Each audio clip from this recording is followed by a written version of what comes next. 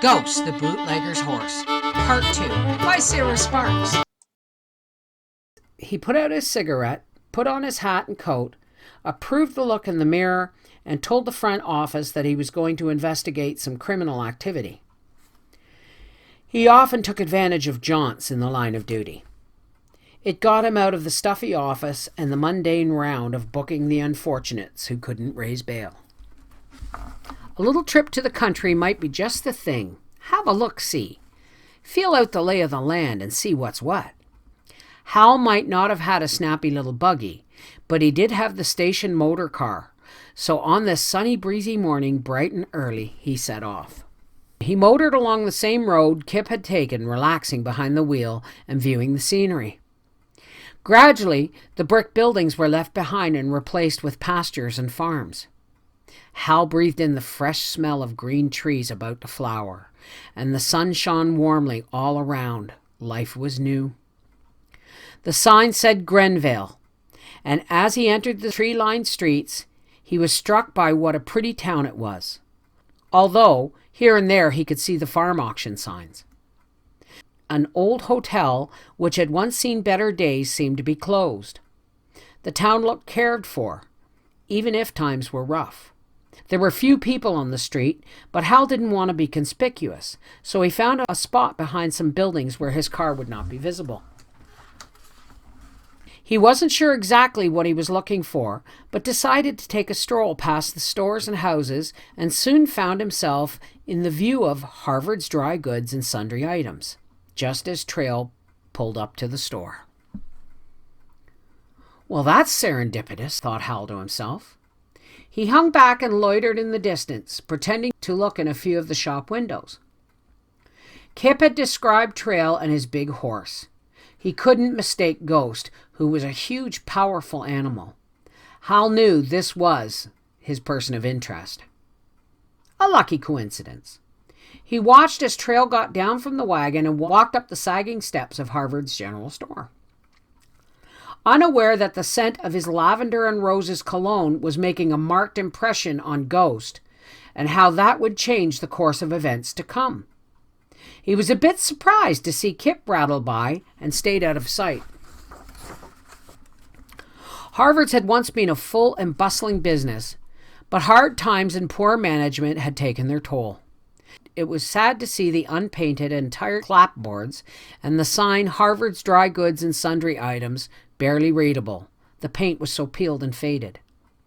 Percy Harvard, his mind grown feeble, had finally passed, leaving George, his only son, to flounder helplessly, trying to make a go of the little emporium.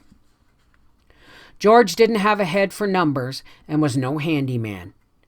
He living a life he saw no escape from. As a child, his mother had taught him to play piano, which he loved to do, as she worked around the house. He sometimes helped her do the baking, bread, rolls, cookies. But apple pie was George's specialty.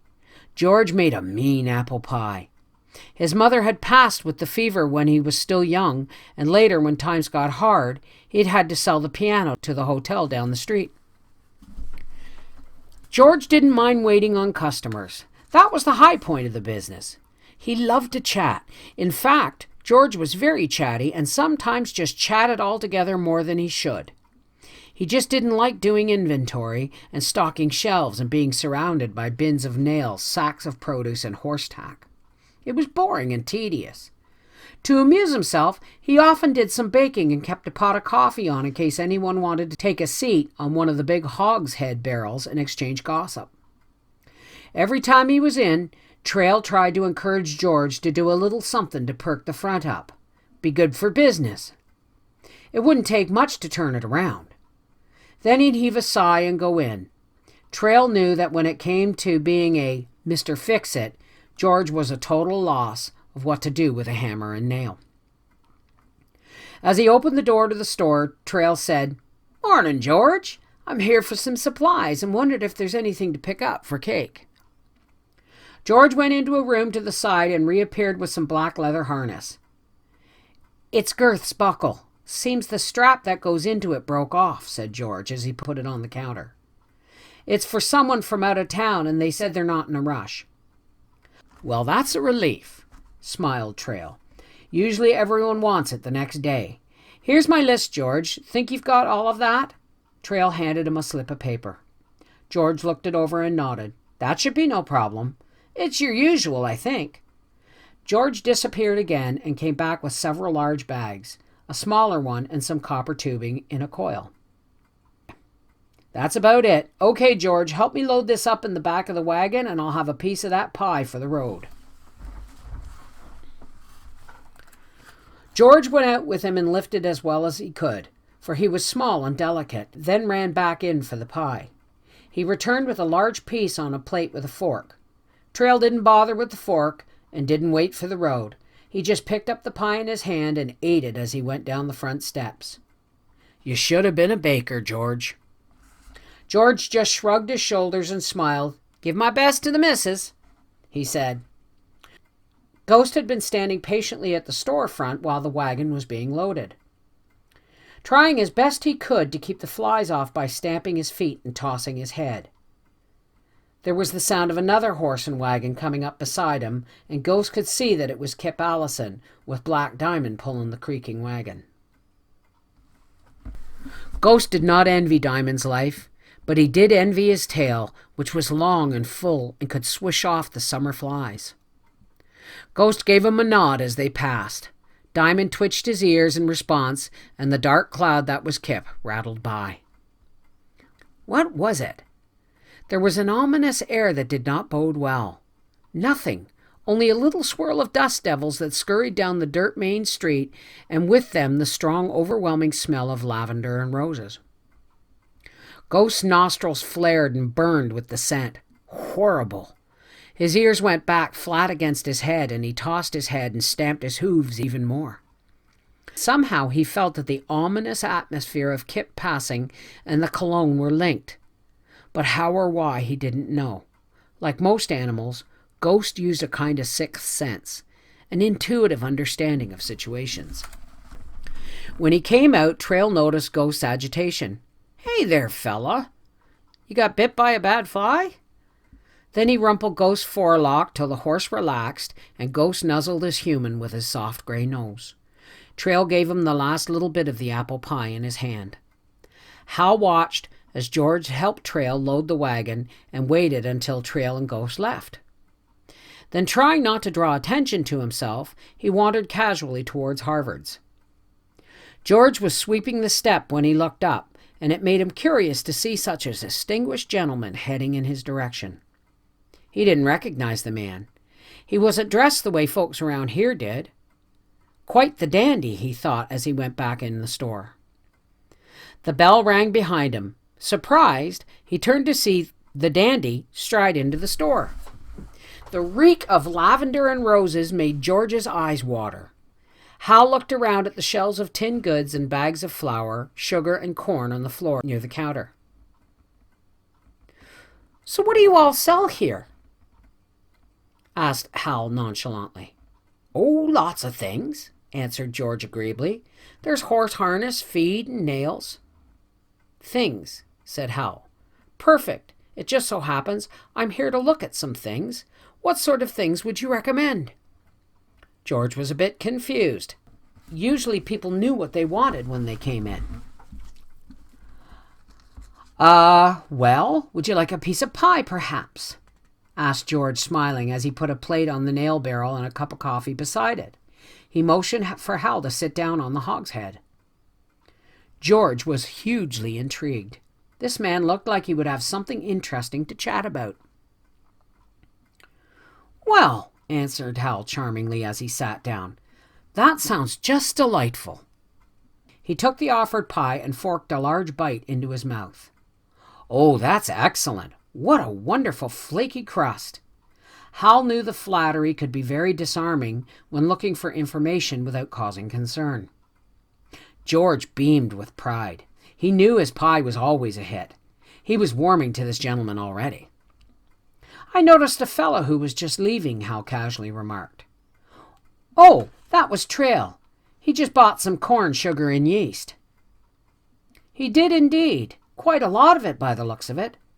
"Oh, yes, comes in about once a month for supplies, and twice a year for the sugar and yeast." George was on a roll now. "He lives up in the hills." "In the hills? You don't say," said Hal. "You wouldn't know exactly where that might be." At this point, George thought that maybe he might be talking too much, but he didn't know where Trail lived anyway. "Somewhere far up, I think. Can't rightly say, though." George was starting to get a headache from the lavender and roses. "How about Copper Line?" asked Hal, watching George with interest. George blinked innocently. There were a lot of people who bought a great deal of Copper Line, and this fellow didn't look like the type that did. Nonetheless, there was no harm in saying whether someone did or didn't buy it, was there? "Could a fellow purchase Copper Line here?" "Oh, yes," George nattered on. "We sell Copper Line for sure." "Excellent," smiled Hal kindly. "Well, it looks like you've got just about everything a boy could need." He stood up, and then, just as he turned to leave, "You wouldn't by any chance sell cologne?" George was relieved the conversation had turned away from any more questions about Trail or Copper Line or anything that might be connected with either. "Old Spice, sir." George reached up behind him for the aftershave. Old Spice, but not lavender and roses." "No, sir." The bell jingled as Hal opened the door. George watched with interest as he left, disappointed by the loss of a sale. Too bad, he thought. He really should have considered the Old Spice. That lavender and roses isn't doing a thing for him. Kip had seen Officer Edwards but kept his eyes to the front. No point in acting like we're friends. It gave him a good feeling inside, though. The fact that the chief of police had made a trip out here meant the plan was working. When he'd passed Trail's wagon outside Harvard's, Kip had smirked to himself. It's only a matter of time. When Kip got home that evening, he lit the lamp on the table. His one-room cabin was rough but serviceable. His bed was in the corner and his rifle hung over it, just in case anyone comes sniffing around. He put the kettle on the stove and a match to the kindling. Then he went outside to bed down Black Diamond. It was a warm night and the spring peepers had started their evening chirping. It's peaceful here, Kip thought, and nice. He looked off into the deepening purple of the night sky where the first stars were starting to twinkle. Too bad there ain't anyone else here with me to enjoy it. Just my luck. He tugged at Diamond's bridle, brought him into the barn to give him a bit of a brush down. Diamond enjoyed this rare treat and nickered softly in thanks. Just as rarely, Kip gave him a scratch behind the ear. You're a good horse, you are. Then he brought him a bucket of water and a few oats and tossed him some fresh hay in the manger. He went outside and gazed at the moon that was on the wane. Not long now, he thought. Going to be some changes happening soon. He glanced over at the grove of trees where his still stood, ready to be fired up to make his fortune. Kip could see himself now. Some new duds, a wife, maybe a new place. Yes, sir, fortune, he thought. Once Trail was out of the picture, he'd have all the business that was rightfully his. The perfect plan.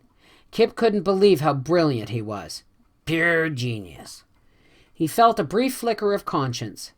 Perhaps this was not quite pure genius at all, but a low, deceitful act that Trail did not deserve. Trail arrived home at dusk, with just enough light to store the goods he'd bought in town in the shed, and then unharness Ghost. It was a beautiful evening with brilliant stars and a silver crescent moon. Trail and Ghost stood in the deepening of shadows. All around them they heard the peepers at the pond, and felt the gentle breeze blowing over them. Trail bedded Ghost down for the night and walked to the cabin. The lamplight shone warm from the windows of his home. Hetty was warming his dinner in the iron skillet when Trail opened the door. That smells good, he said as he sat down on the bench by the door and unlaced his boots. She smiled brightly. Get everything you needed? Yep, and then some, answered her tired husband. The gray cat wrapped herself around his legs as he came over to the stove and lifted the steaming kettle to pour over the coffee in the pot. They slipped their arms around each other's waists and looked at each other. Then Hetty's face got serious. You know you're getting too old for this foolishness. Trail smiled and nodded. But not that old, he laughed. Then they both sat down at the table and had beans with rolls and sweet fresh butter and shredded cabbage slaw. They told stories and laughed until it was time to go to bed.